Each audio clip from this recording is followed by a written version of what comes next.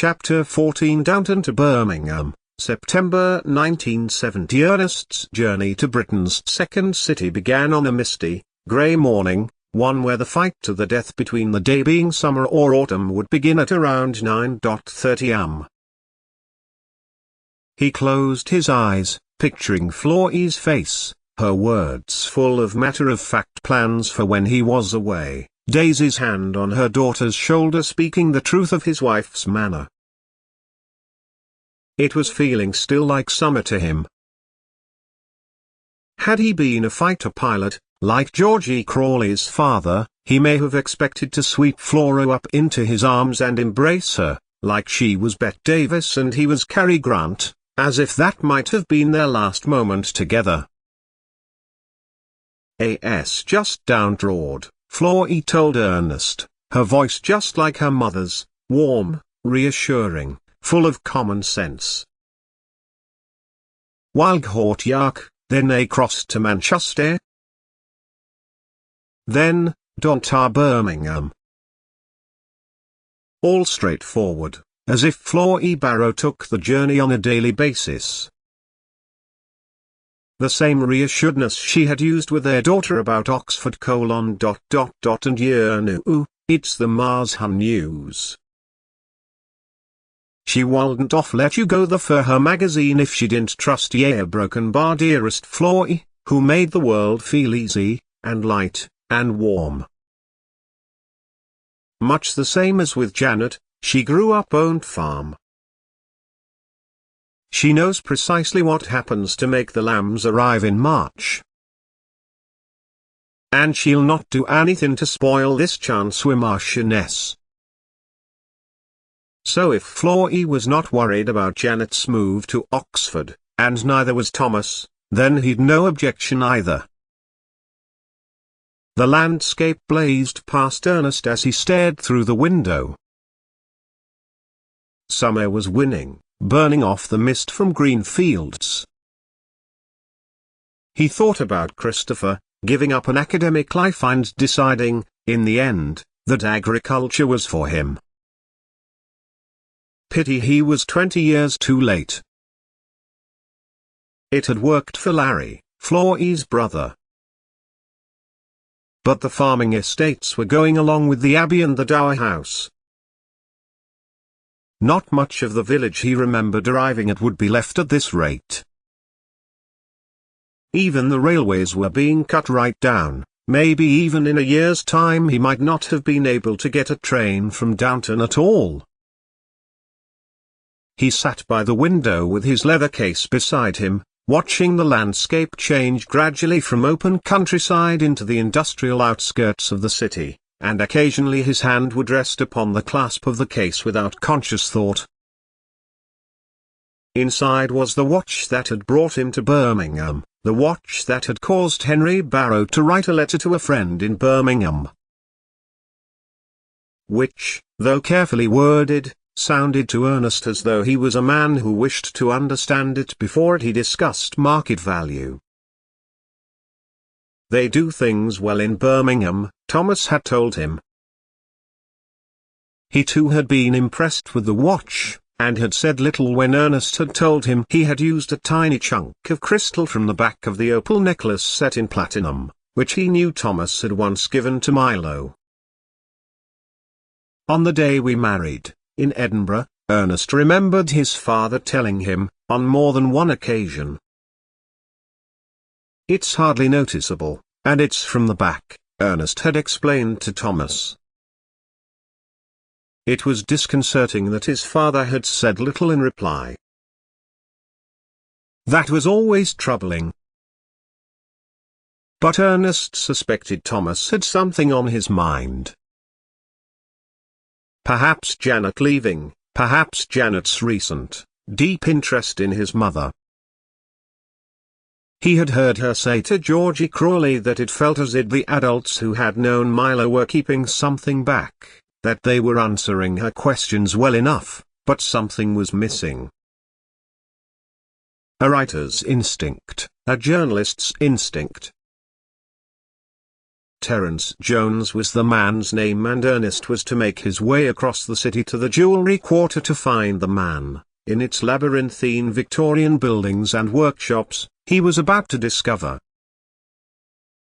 The shop was situated in one of Birmingham's older commercial streets, where the signs had changed many times over the decades but where the craftsmen remained much the same, men who understood that the value of an object was not always measured by its cost, but by the skill, patience and knowledge required to create it. Jones Jewellers had been established long before Ernest arrived in England, and although the business had adapted to changing times, Terence preserved the old-fashioned belief that a jeweller, like a watchmaker, was not merely a seller of things but a guardian of things. "Up here!" Terence called out from an upstairs window. Smoke was billowing from it, intermingling with the steam from a train roaring under the bridge nearby. Ernest found Terence Jones working with flux, a kind of jewelry solder, and was repairing a gate bracelet that had been sent from a jeweller's shop in Stourbridge. He looked up and smiled, one craftsman to another. "Ernest Barrow," he said, shaking his hand. "At last." Ernest smiled. "I was not aware I was expected." "Anyone who makes a watch that interests Henry Barrow's nephew is expected." They both laughed, and the tension that Ernest had not realized he carried disappeared slightly.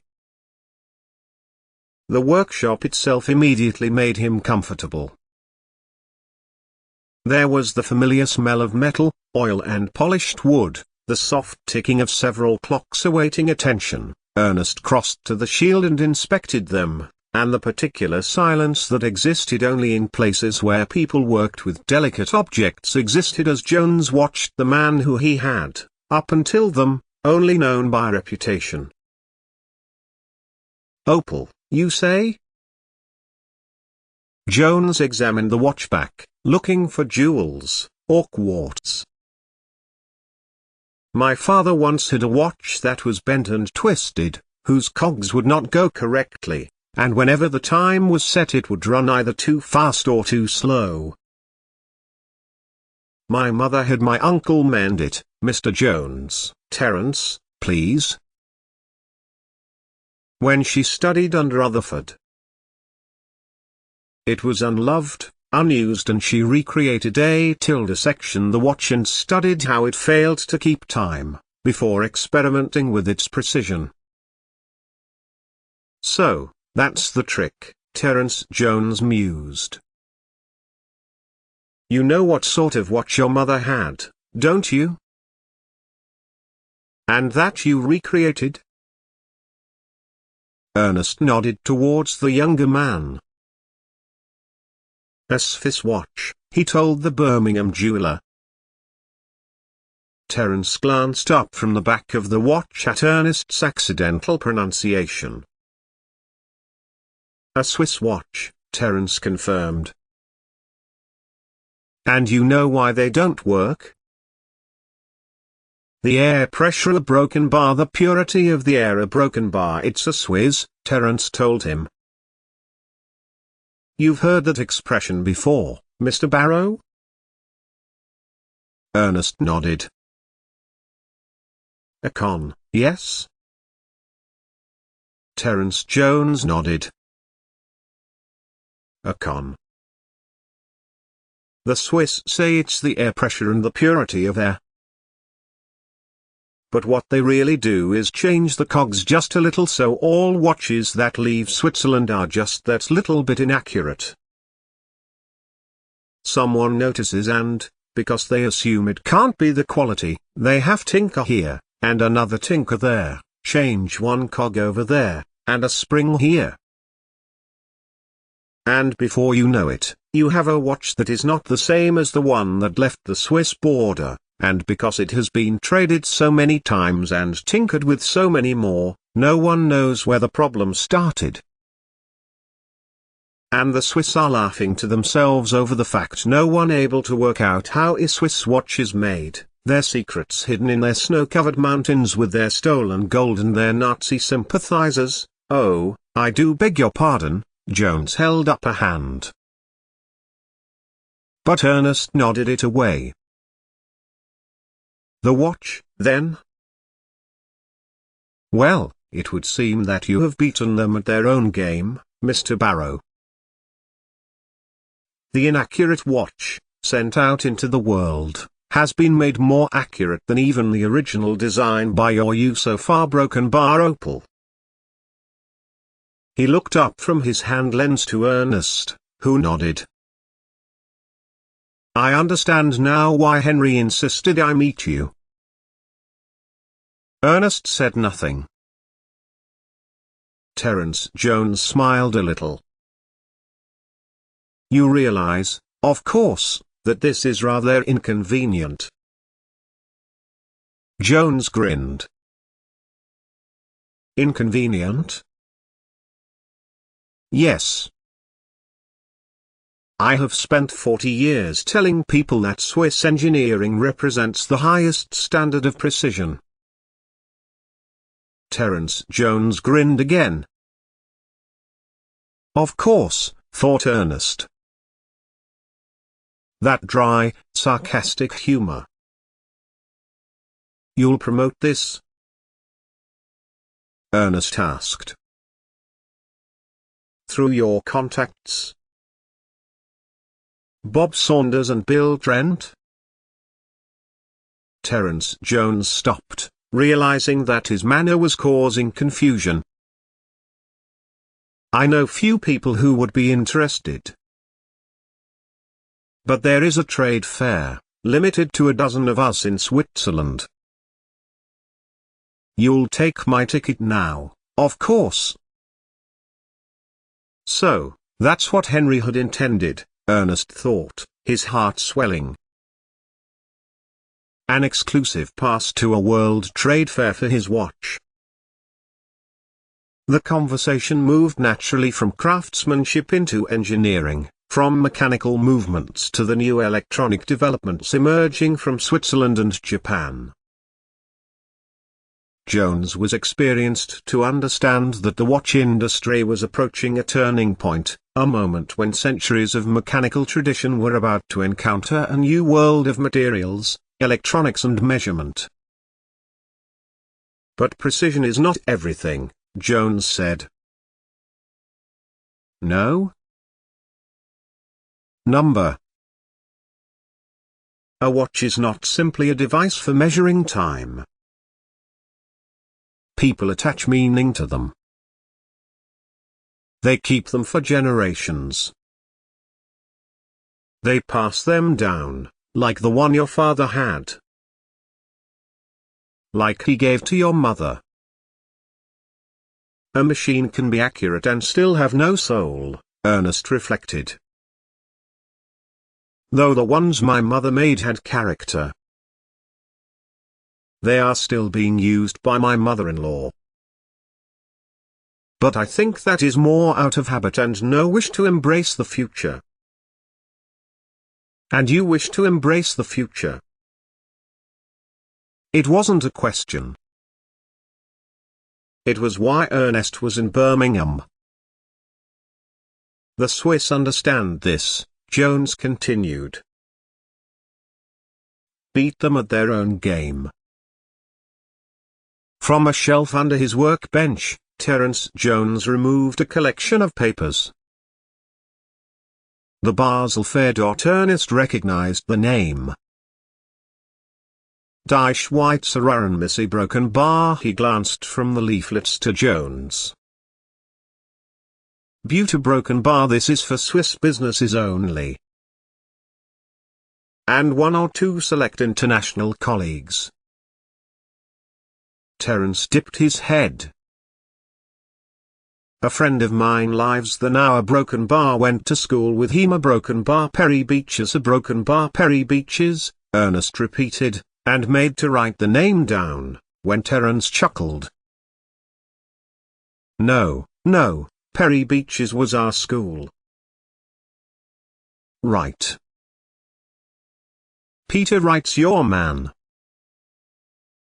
Been there since he was a kid. Father worked down Aston Way, Mum was from Basel. Met during the war. Terence nodded, then leaned back in his old, wooden craftsman's chair. Michael Wright passed on in the 50s, very sad. Polio. So Mum took him back to Switzerland. We write sometimes. And he got me those 2 tickets. He raised an eyebrow. Take your wife, make a holiday of it. God no, price of travel these days, astronomical. My thanks, Ernest told Terence, genuinely grateful. It wasn't often someone did another person a favor such as that.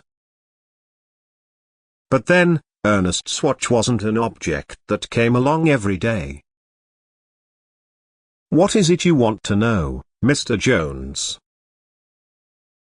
Ernest asked of the younger man. Oh, you know, Jones told him. Your undying friendship and your firstborn, nothing meek a broken bar. Ernest grinned, recognizing the humor now he was more relaxed. Just keep me informed, you know. Come back with anything you find out about the electronic revolution. Ernest nodded. The quartz watches now being made all over the world were so accurate it was killing the traditional Swiss mechanical watch industry. Despite their tricks, Ernest added, nodding to his watch. Despite their tricks, Terence repeated. Japan a broken bar use a broken bar but it won't stop the luxury brands. It's a bit like your lords and ladies up in Yorkshire. Might be stony broke, up to their hair in debt, but there's something of an edge to any event, to any product endorsed by lord and lady wherever. Look at a company with a royal warrant, guarantees a business's quality and can charge so much more. Terence put his hand out and squeezed them into Ernest's. There will be representatives from several major manufacturers, including Favoluba. You know them. Peter knows them, Jones replied. He leaned back. They are interested in precision, but they are also interested in people who think differently. The industry is changing, Mr. Barrow. Companies that survive will not be those who merely repeat what has already been done. His eyes moved briefly towards the watch. They will be the ones willing to consider something new. For a moment Ernest did not answer. The idea of Switzerland carried more weight for him than Jones could possibly know. Even as he was waiting for the train, images of Wilhelmshaven, of the ferry, of Hull docks and in his mind and of course Thomas, his hands were too arthritic these days to work on clocks and watches, but he wouldn't have been the had Thomas Barrow not his blessing. It would be Thomas he would invite to Basel. Although, he knew his father well enough to know that when Ernest told Thomas that he was there in a semi-clandestine role that he would insist he take Flora with him, and remain in Downton. How is it you have come to know so much about clocks? Henry told me you were a refugee. So Ernest told Terence about being adopted, then discovering his mother was English. I saw it as my chance, to leave the country of my birth as it fell apart. Start new. Thomas kindly took me in, adopted me, introduced me to clocks and my mother's family's home and business. Ernest shifted in his chair. Anyone in my position would have taken the chance to stay, he told Jones. She was an inventor, really good with her hands, a great electrician and inventor. A problem solver. Worked on radio transmission during the war. Jones nodded to him. Your Uncle Henry mentioned something about your father. He stopped, examining the older man's face. A scientist in Germany before the war. Ernest looked away briefly. I know very little. From another drawer Jones removed a folder. I have had dealings with the university over many years. Clocks, presentation pieces, repairs. Through that I have met Professor Rudolph P. I. Earls. He may know something, Jones said. About my father? Possibly. He handed Ernest a small calling card. Ernest looked at the watch resting between them, before smiling brightly. I am very grateful for all you have given me, Mr. Jones, Ernest summarized, suddenly wanting to be at the station and on the train back to Yorkshire. For once, a journey that has not wasted my time. He chuckled, getting to his feet. Jones got up too, appearing to consider his words. He handed Thomas the trade fair ticket before showing him out of his modest workshop. You know, Terence Jones told Ernest as they said goodbye, I have a relative who was in the government during the war. A broken bar, something to do with radio. A broken bar. He paused, civiling the street. Ernest watched Jones for a moment. The man seemed to be thinking about something and he was about to repeat his goodbye when Jones looked at him. Reginald. On my grandfather's side. Don't know that part of the family well. There's a lot of us. Well, he said finally, it was good to have met you at last, Mr. Barrow. Goodbye. Goodbye, Mr. Jones, Ernest replied to the younger man, his watch and the tickets safely stowed away. Good to meet you too. He tapped the outside of his jacket. And thank you. I'll be sure to be in touch. When he rounded the corner, his back to the wall of the row of Victorian houses and shops, did Ernest allow himself to breathe. He inhaled the thick air of Birmingham, not caring about the pollutants within it until his breathing was steadier. With one hand a gift, and another, the bill. His father was a broken bar. A broken bar. His father was a broken bar. Well, a broken bar always there, at the back of everything.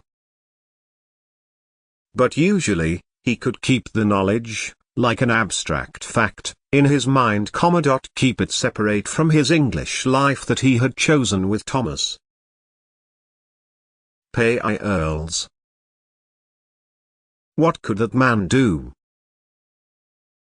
Once, they had been working to the same end, both men.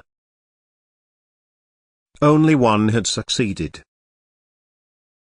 Milo had known Rudolph P. I. Earls too. Much of her work, artifacts of her life of that period mention him and Frank, as they mentioned Meitner and Chadwick and Rutherford and Paget Thompson.